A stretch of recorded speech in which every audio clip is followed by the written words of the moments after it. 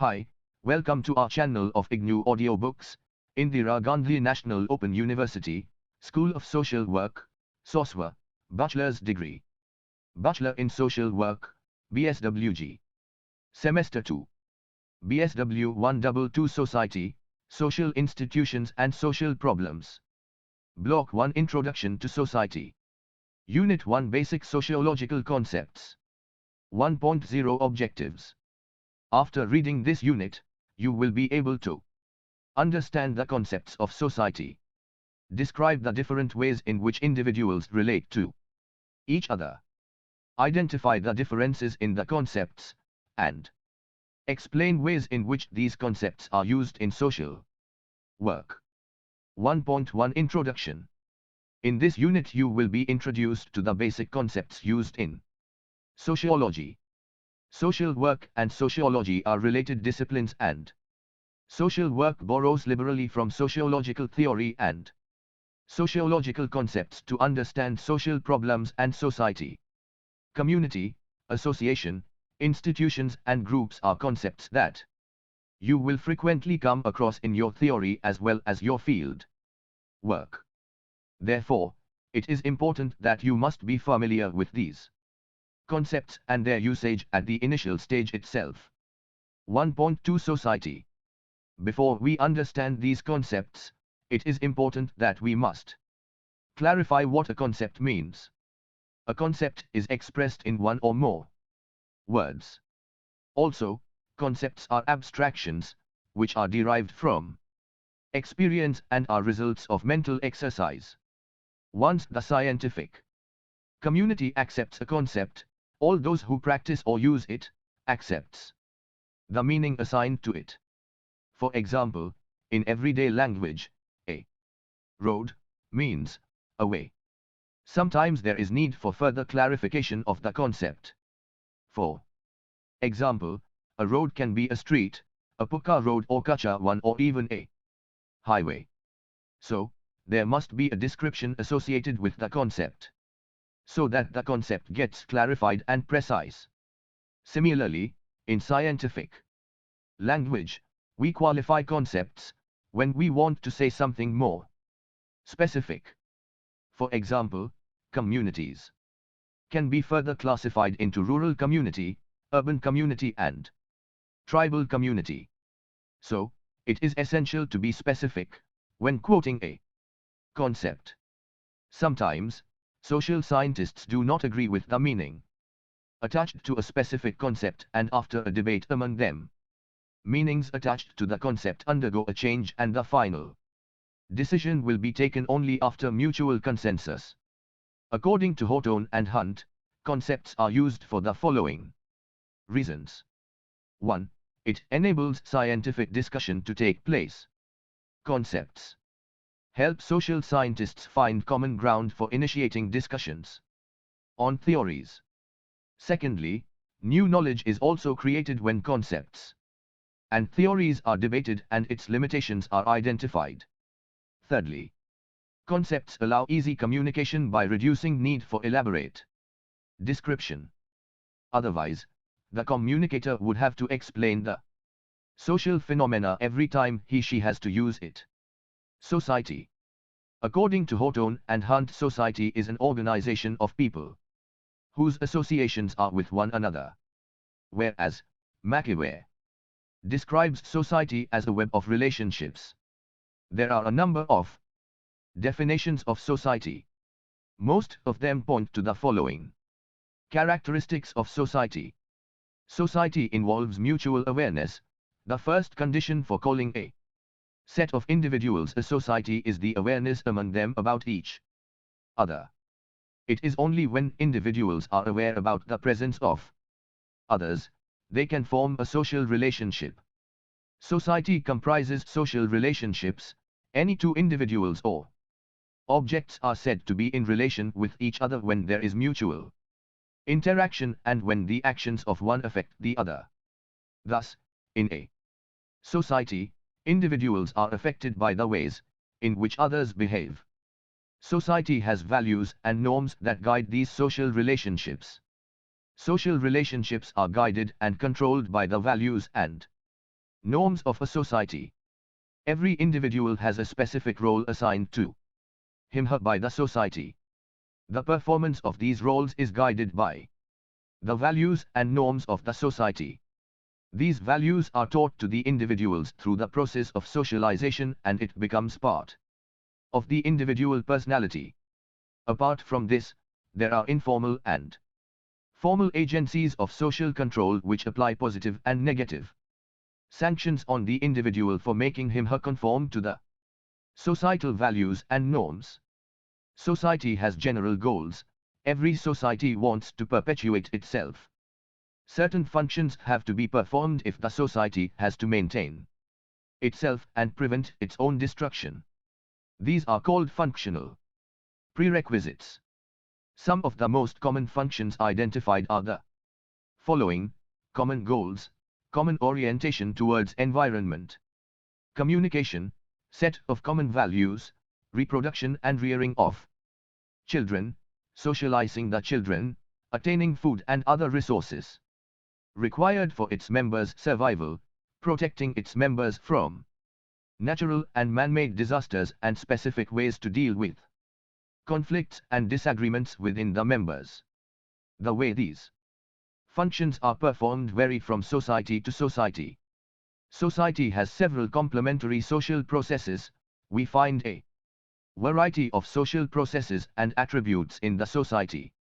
We find instances of association, cooperation, competition and conflict in society.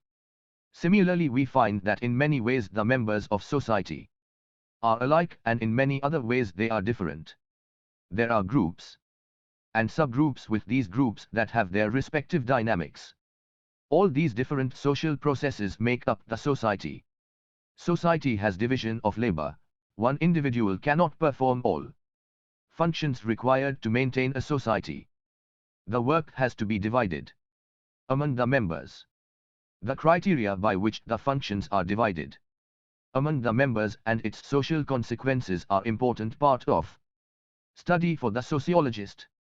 Division of labor can be based on sex, education, profession, ethnicity, caste or class.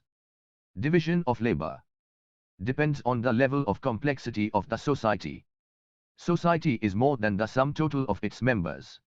The society influences individuals in many ways. It is the environment along with hereditary factors that determine the personality of the individual. Thus, the society comes to have a force of its own by which it influences the members.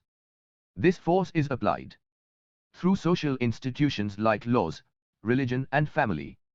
Classification of societies. Sociologists have classified societies according to different criteria. Societies classified on their geographical location. Examples of this classification are Western society, Indian society, Chinese society and so on. This kind of classification is broader in nature, where the society is identified to share certain common and significant characteristics. The classification can be also used narrowly when we want to refer to a regional group. For example, we talk of Manipuri society or Rajasthani society. Society is classified on the basis of the language. Language is a medium which unites people and one mode by which the culture of the people is expressed. So, language is sometimes used to distinguish societies from each other.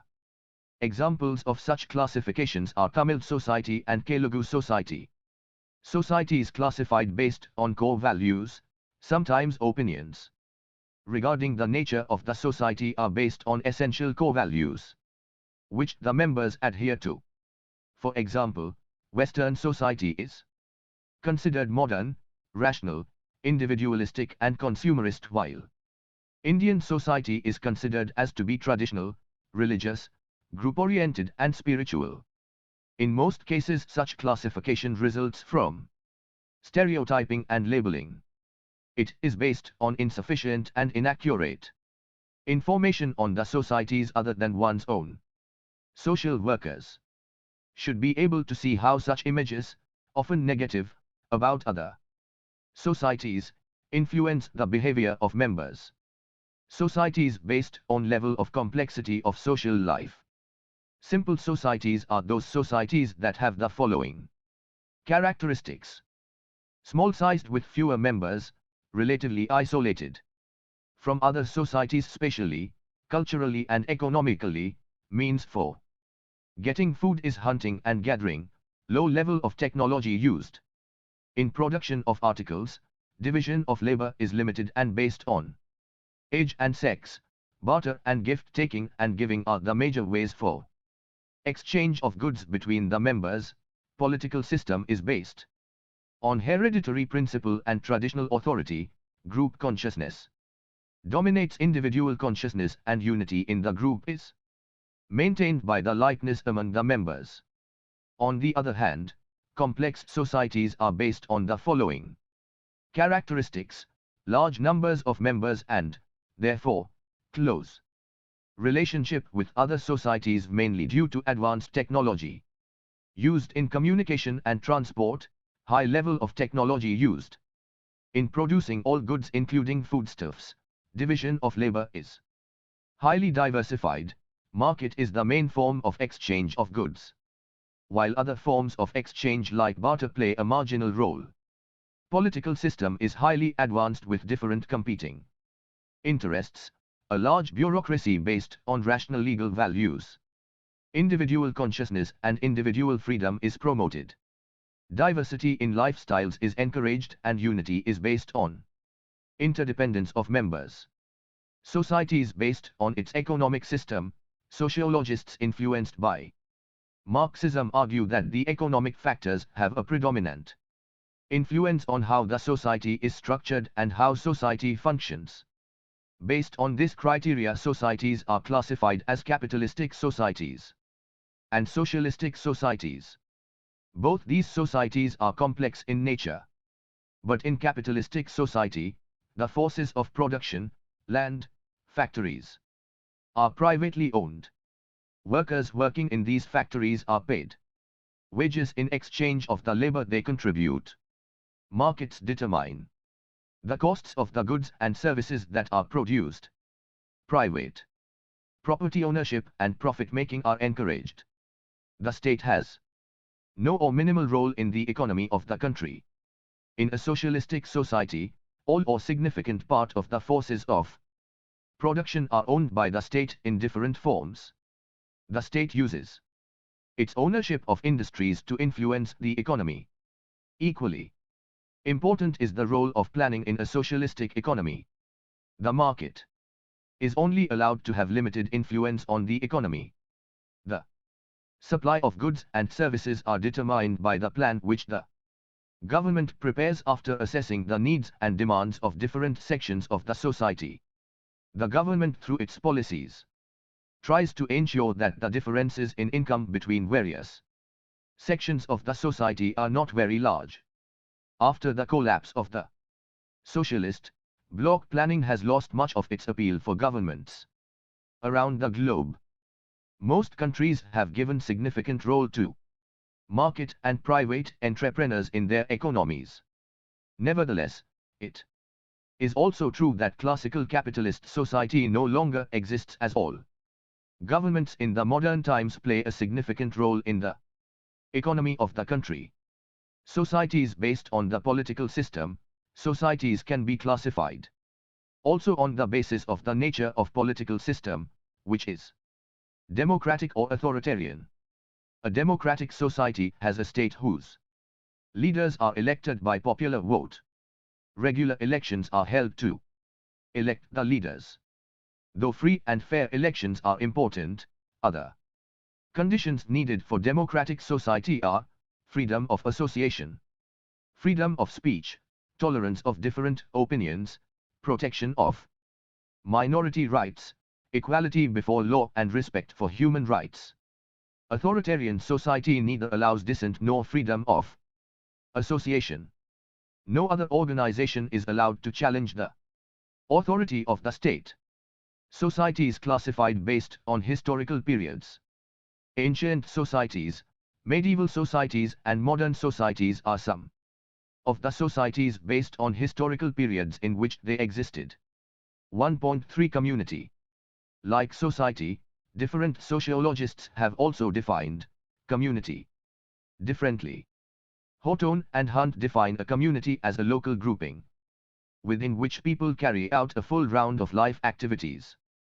Explaining it in detail includes the following characteristics. Community is a grouping of people. Community comprises a number of people living together and sharing a common life. They interact with each other frequently and purposefully. A fixed geographical area. This is an important characteristic of the community. A community has well-defined boundaries that are recognized by the members of the community and outsiders. To become a member of the community, one needs to have some relationship with the specific geographical area.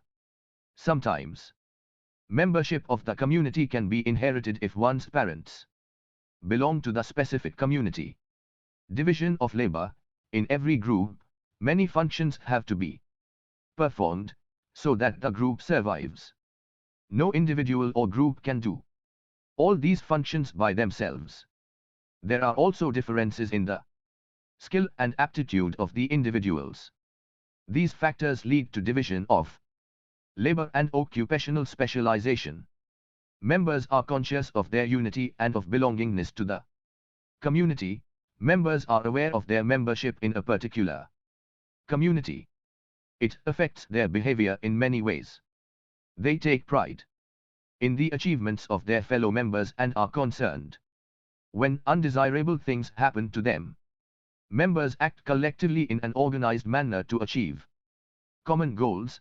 Members live in a particular area and share common interests. Therefore, they can be easily organized to achieve common objectives. This condition enables the practice of social work method. Community organization. Also, many programs are implemented because it is felt that the community as a whole will participate and benefit from the program. For example, the Community Development Program. Common culture. Culture of any group develops because of group living. A common way of thinking about the different aspects of life develops, and this is transmitted from one generation to other. Cultural influences from outside the group are accepted or rejected collectively by the group. As a result of common experiences, a common culture develops and regulates the group behavior. Use of the concept community. The concept also helps in describing and differentiating existing communities. The most commonly used classification is to distinguish between urban community and rural community. Rural communities are characterized by the following attributes. Strong community sentiment, importance of neighborhood, relatively high incidence of extended families, predominance of primary relationships. Majority of community members' occupations are related to the primary sectors like fishing, agriculture, hunting, etc. High degree of informal social control, greater degree of homogeneity. On the other hand, urban community is defined as characterized by the following: weak community sentiments and lesser importance of neighborhood, predominance of lower degree of informal social control. Major occupations of the members are related to industry and services sector and heterogeneity. Further, when the community is taken as a unit for action, it simplifies the formulation and implementation of programs. Without delineating the boundaries of the community and understanding its structure, it would be difficult to analyze the needs of the community.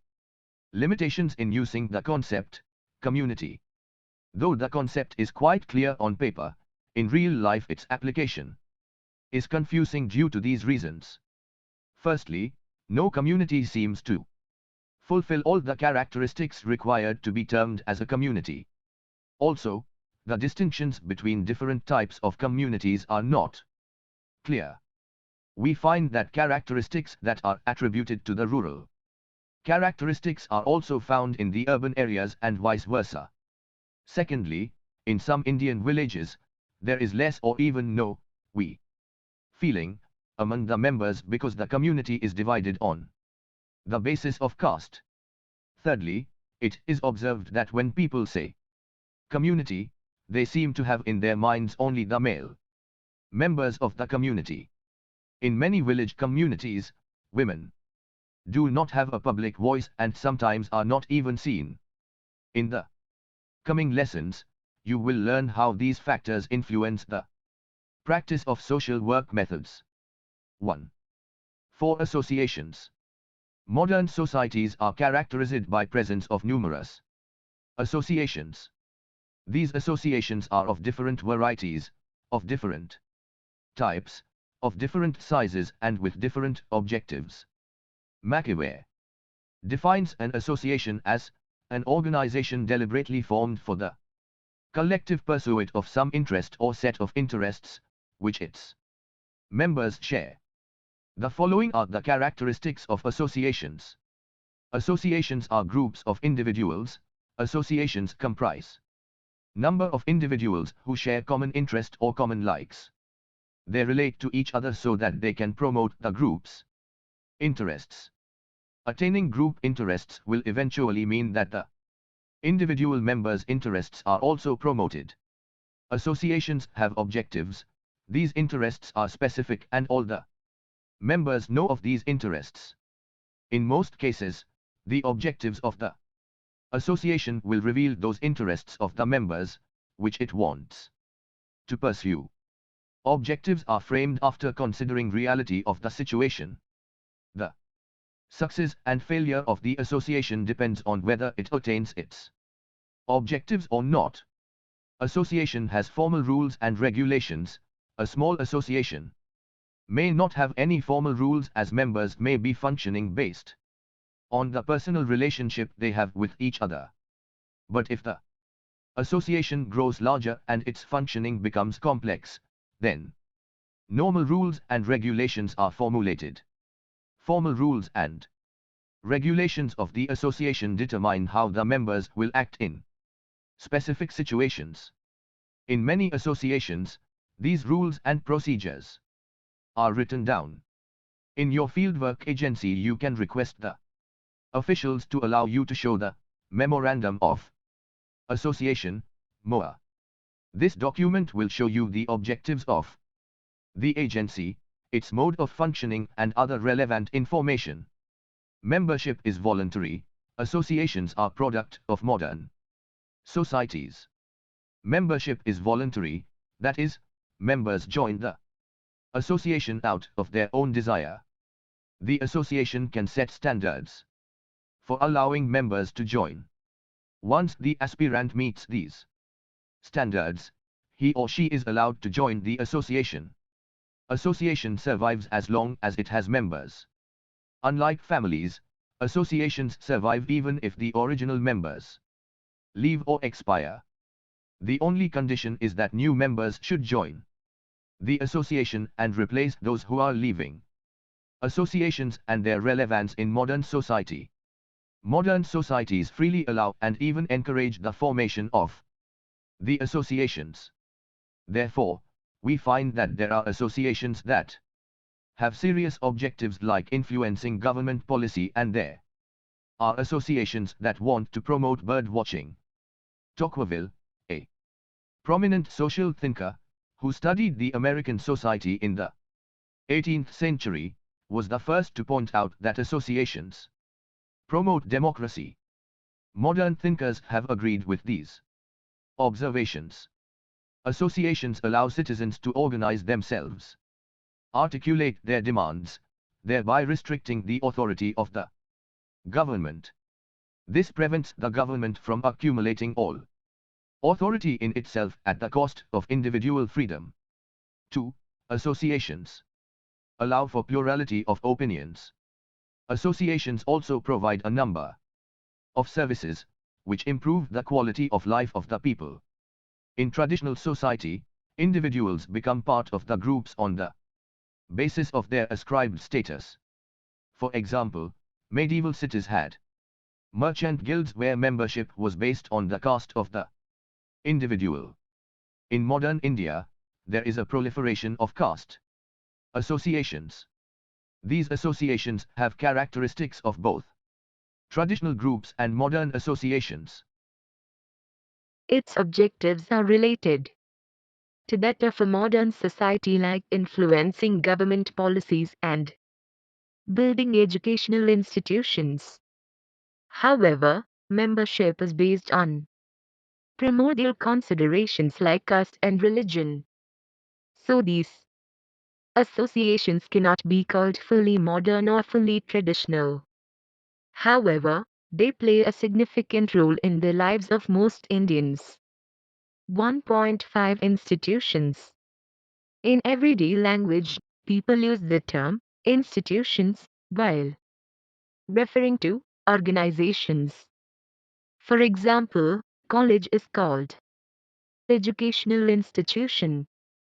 But in sociology, the concept institution has a specific meaning.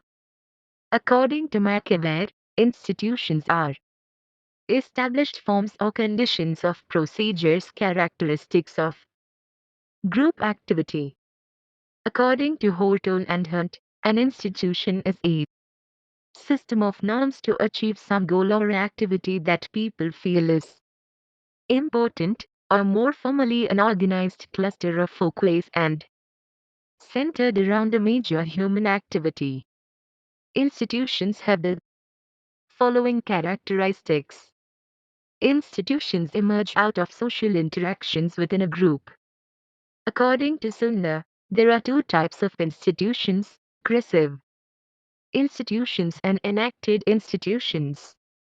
Crescive institutions are those in which norms emerge unconsciously in the society. Its origin is unclear. On the other hand, enacted institutions are consciously created for specific purposes. Rules and legislations conceptualized and listed in the modern era are rationally formulated and a typical example of enacted institutions. Institutions are structural processes that control human behavior. Any member of society is expected to follow the rules, regulations, and usages prevalent in the society. These rules, regulations, and usages can be informal or formal. If it is formal, then it is codified, and, in most cases, will have responsible body to monitor whether the individuals follow these rules or not. For example, in Indian society, if a person wants to get married, he/she has to register it under any of the marriage acts formulated by the government so as to make it valid and socially accepted. There will be an agency for conducting marriage and to verify whether conditions and standardized criteria for marriage has been fulfilled. The male and female accepts and agrees to perform the duties as a husband and as a wife respectively. In cases of conflict between the partners, there is a legal system to deal with such issues which includes the police and family courts. The totality of these processes can be called the institution of marriage in India. All institutions have roles and status. Every institution gives a particular role and status to the individuals involved in it. Role is a set of behavior expected out of an individual in a particular social context, whereas status is the position of the individual in society.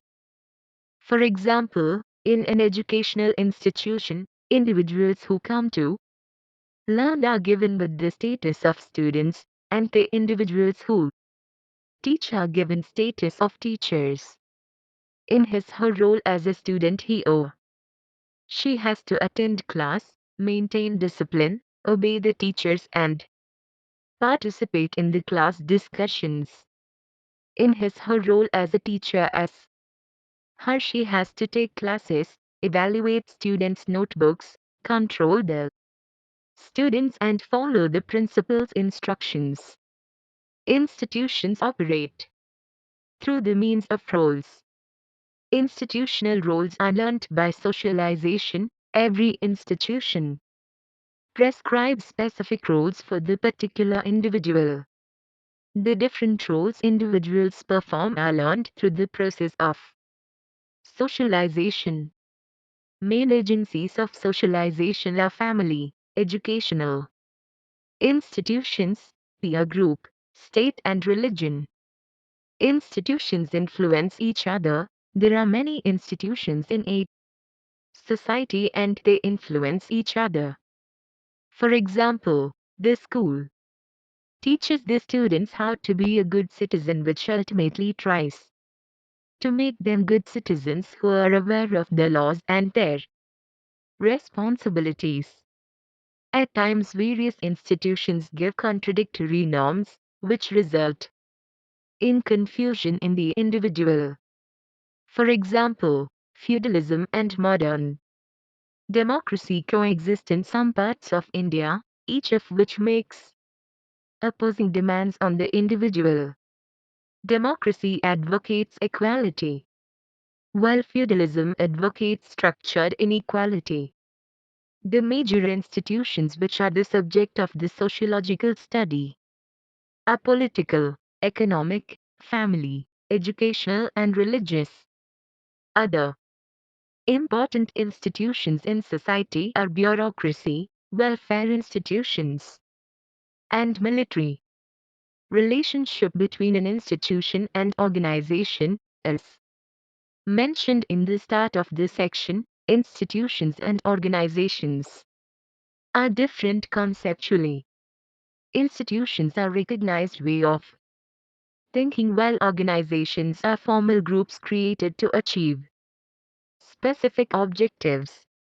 At the same time, they are related to each other as every organization has an institutional framework which allows it to survive. 1.6 Primary groups and secondary groups. According to Horton and Hunt, groups are described in many ways. Some define a group as a collection of individuals who live in close physical proximity. Other definition emphasizes the need for common characteristics among the members if a collection of individuals has to be called a group. Yet another set of definitions require the members to have common consciousness and regular interaction in order to be called a group. We will describe a collection of individuals as a group if it is marked by the following characteristics. A group should have a given number of individuals. One or two members cannot be called a group. Similarly, a very large number of individuals cannot be called a group. It would be more appropriate to call it a community, crowd, mob or a society. You will learn about these concepts later. The group members should have regular interaction between themselves. Interaction between the members should be purposeful and considered as such by the members. Thus, individuals waiting for a bus and having casual conversations cannot be called a group considering these standards. Awareness about each other. The members are conscious about other members' behavior, emotions, needs, and this consciousness influences their own behavior. Members are aware of themselves being a unit. Group members see themselves as distinct from others. They acknowledge that their membership in the group makes them different from others. Common goals. A group, if it has to sustain itself, has to have goals.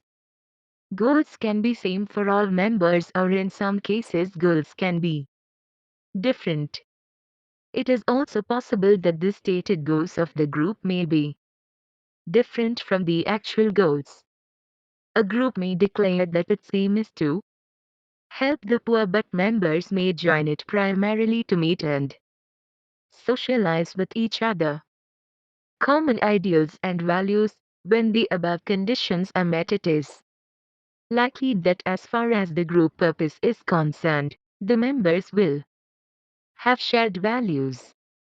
In matters not concerned with group, the members can have different views. For example, members of group dedicated to promoting wildlife photography will agree with each other on the importance of promoting such a cause. But they may belong to different political parties and adhere to different ideologies. Established group patterns, regular and purposeful interactions formulates group patterns. These interactions can be formal or informal depending on the nature of the groups. In case of formal interactions, rules, regulations and procedures are followed, while in case of informal relations, there is spontaneity. Primary groups. Primary groups are those groups whose members have face-to-face contacts, intimate, personal and non-formal relationship with each other. They have the following characteristics. Primary groups are of small size. The size of the group is important. As in larger groups, it is difficult for the member to have intimate contacts with everyone. Small groups allow better interactions both qualitatively and quantitatively. Therefore, members have personal relationship with each other. Primary group members share common goals. Members of a primary group may have different characteristics. For example, a family may have an adult male and adult female and their children. Though they are different in many ways, they share common goals, which they all think are important and contribute towards their collective happiness. Primary group offers its members a total experience. Total experience means that it affects the members in a number of ways. Individuals are accepted as total personalities. For example, the family is a primary group, which has face-to-face and intimate relationship. It is also a total relationship in the sense that members benefit in a number of ways. Children are given love and affections, provided with education and taken care of when they are sick, etc. The husband and wife help each other in more than one way. Hence, a very important part of the lives of the members is spent in the family. Peer groups are another example of primary groups. Primary group has relationship as an end in itself. Primary group members see the relationship as an end in itself. In other words, the relationship is valued for what it is, i.e., more than any specific benefit the members may get because of their membership. For example, if a man marries only because he wants somebody to cook for him, then it cannot be called a genuine marriage. Primary groups generally have long life. Families and peer groups exist as long as the members of the group live. If any member dies or leaves the group itself ends. For example, if the father of the family dies, the group in its original form also come to an end. The surviving members may continue to act as group, but roles and interaction patterns undergo a major change. It is, therefore, correct to call it a new group. Primary groups play an important role in determining the individual's personality. The family and the peer group are important agencies of socialization. Both of them are primary groups and provide services, emotional support and education to the members. While other agencies of socialization do play an important role, it is the unique experiences that the individual experience in the Primary groups which becomes basis of his or her personality. Primary groups sometimes compete for individual loyalty. Primary groups seek high degree of loyalty from its members and in certain cases may advocate different values. In such a situation, the individual may be in a dilemma as to which group value to adopt. For example, a teenager's family may want the individual to dress conservatively while his peer group may want him to dress according to the latest fashion and style. This can lead to personality conflicts. Some sociologists have held that primary groups must have members living in close proximity with each other and having face-to-face relationships. But it need not be so, as even when there is physical distance between the members, if they can still be emotionally close to each other and thus satisfy the criteria of the primary group. Secondary groups. Secondary groups are generally larger than primary groups. Members in secondary groups have formal, impersonal, and need-based relationship with each other. A secondary group has the following characteristics. Secondary groups have relatively large number of members. Secondary groups consist of many members who share common interests. Some secondary groups may have lesser number than a large joint family, but the manner in which they relate with each other is different, as we will see now. The members can also be spread over large distances. Nowadays, there are secondary groups whose members are all around the globe. They interact through the web and conduct effective global campaigns without meeting each other face-to-face. Secondary groups have specific interests, while primary groups have relationship as an end in itself. In secondary groups, relations are maintained so that some other ends can be achieved. Members are also aware of this condition and as such, their emotional involvement is much less as compared to secondary groups. Secondary group has clear objectives. The aim of forming a secondary group is to attain some objectives which the members feel are important. In most cases, the objectives are unattainable by a single individual. He/she needs the cooperation from others. A secondary group is conceptually closer to the concept of association. Secondary group members relate to each other formally, since secondary members have specific objectives in mind. There is no need for them to know each other intimately. There is no need of meeting each other face to face either. A common newsletter or a website, as is the case nowadays, is all that is needed to share information and pool resources. Once the objective is attained, this secondary group may end its existence.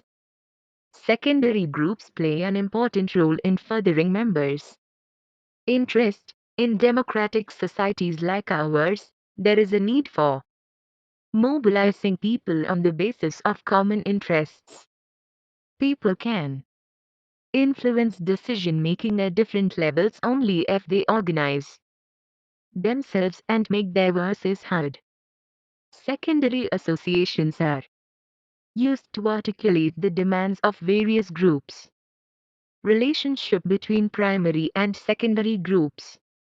Primary and secondary groups are related in more ways than one. Firstly, primary groups like family provides members to the secondary groups. They prepare them to cooperate and interact with each other. Some behavioral problems among individuals occur when families do not prepare their children to deal with the demands of secondary groups. Secondly, primary groups like subgroups and Cliques which are part of secondary groups play a vital role in their decision-making process. Their influence on the performance of the secondary groups may be positive or negative depending on their intentions, their power and the power of those who may oppose them. Thirdly, primary groups within the secondary group give emotional support to the members. Most secondary groups cannot give its members a real sense of identity, and nor can they give them individual attention. This can be seen in a college or even in the army. And in such places, the primary groups of peers give support to the member. Differences and similarities in concepts. You have been introduced to the basic sociological concepts. You would have noticed that these concepts have some similarities and some differences. Any social group is seen as being more than some total of its members and characterized to have a distinct life of its own. You should keep in mind that a sociologist's major interest is in the way human collectivities function as a whole and exercise their influence on the behavior of the individuals. The difference between the various collectivities is due to the following factors: size of the group, that is, the number of members, geographical area over which the members are located, type of relationship between the members, relationship of the members to the collectivities, the nature of goals of the collectivities, the duration of their life, and finally collectivities' influence on the individual members. We should differentiate the various concepts based on these factors, as it will help in better understanding of the same. Size. This society is the largest collection of individuals. It consists of a number of communities, associations, institutions, primary groups and secondary groups. A community is always a part of the larger society. Associations and secondary groups are often smaller than a community, and the primary group is the smallest social unit. Geographical location. This society is spread over the largest area, followed by the community and primary group. Associations and secondary groups may have members from a wide area, but all people living in the area need not be members of the association. For example, everybody living in India is an Indian, and everybody living in a village is part of the village community. But a political party, while having members from all over India, cannot claim that all Indians are its members. Voluntary nature of membership. The above stated difference is due to the type of membership of the various collectivities. An individual becomes a member of a society and a community naturally, that is, by being physically present in the area and sharing essential characteristics. On the other hand, an individual has to formally apply to be a member of an association or a secondary group. Nature of interaction. The interaction between the members is most frequent and intense in a primary group. Community, associations, and secondary groups have less frequent and less intense interaction. Individuals are considered in their wholeness in a primary group, while in a secondary group and association only a few aspects of the personality are taken into consideration. A political party is not concerned whether a member is healthy or educated as long as he or she performs useful work for the party. The primary group, however, is concerned about many aspects of the personality and does not just keep in view the usefulness of the member. Goals of the collective. The goals of secondary groups in Associations are specific while the goals of the society and community are general and broad in nature. Primary groups have many goals and perform many functions for their members. The existence of primary groups is crucial for the continuance of other collectivities of social life. Relationship between the members and the larger whole, the loyalty and sense of identity the members feel in primary groups is greater than the feelings of identification among members in a community or a secondary group. In a society, these feelings are weaker still and more imagined than real. Duration of the collective, the duration of groups and collectivities. Whereas, the family as primary group exists as long as the members are alive or do not leave. On the other hand, secondary groups, associations, community and society exist for long durations even as members die or leave. The persistence of these collectivities is irrespective of the presence and absence of any member or group of members. 1.7 Summary. We have seen that the basic concepts related to society and the study of society. Some of these concepts will seem confusing mainly because people, including sociologists, use these terms in a general sense. These are used interchangeably, but you must use them with care and without ambiguity. A clarity about the terminology and concept will enhance your ability to work in group. Society is a larger collection of people who have patterned social relationship with each other as individuals and as groups. Society has values, norms, folklores and mores which guide the members' behavior. Society has to perform certain functions if it has to maintain itself. Community is relatively a smaller collective where the members have more intense interaction between each other. They live in a specific geographical space and have a sense of we feeling. While society and community are considered natural in their origin, associations are created purposely by individuals. Their objectives are specific in comparison to those of society and community. Relationships between the members are formal and issue-based. Modern society is characterized by presence of numerous associations with different purposes. Groups are smallest social units when compared to society, community and associations. Primary group consists of small number of members who have intimate face-to-face relations with others. Families and peer groups are examples of the primary groups. They treat members in their totality and perform a number of important functions for them. These groups engage in the primary socialization of the individual. Secondary groups are similar to associations. They help individuals further their particular interests in society. The relationship between members are segmentary in nature. Social concepts are related to social relationships.